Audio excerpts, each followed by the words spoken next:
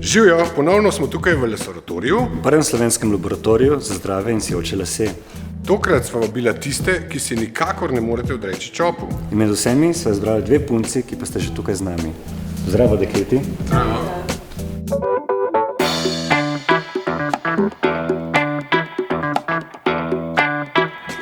Čau, jaz sem Ksenija. Živjo, jaz sem Ana. Ksenija, zdravo. Čau. Živjo, Ana. Živjo. Povej mi čisto pošteno, o celu dni v tednu, koliko se nosi čop in zakaj od vseh pričesk ravno čop izbiraš? Zagotovo 4-krat tedensko, ker je najbolj preprosto. A vi dve nosite kaj čop?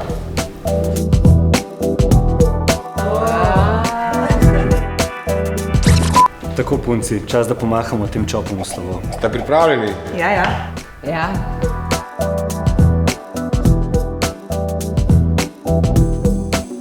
Zdaj pa akcija. Punci, zdaj pa akcija. Yes. Punci, zdaj pa akcija. Punci, Punci, zdaj pa akcija. Top.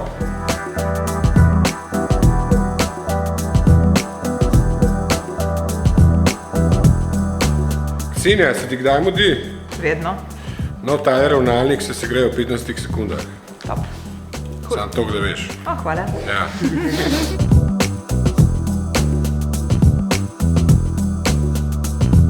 Tako, Ana, midva bo pa Philipsov kodralnik uporabila, ki ima stožčasto obliko, tako da vsak tvoj koder bo imel čim bolj neenakomerno, a hkrati naravno obliko.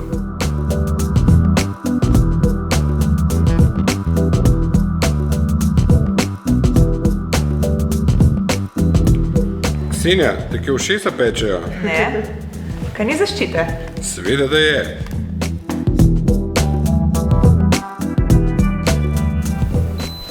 Pisk, ki ga trenutno slišiš, je pa opozorilo, da je najin koder že pripravljen. Tako, lasje so zdaj poravnani in sedaj ti bom naredil čop malo drugače. Cool.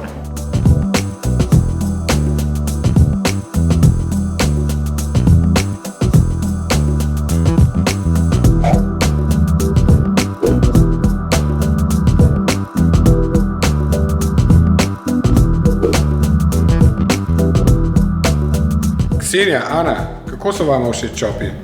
super, meni je top. Moje pa prav nekaj posebnega. Za v Pariz.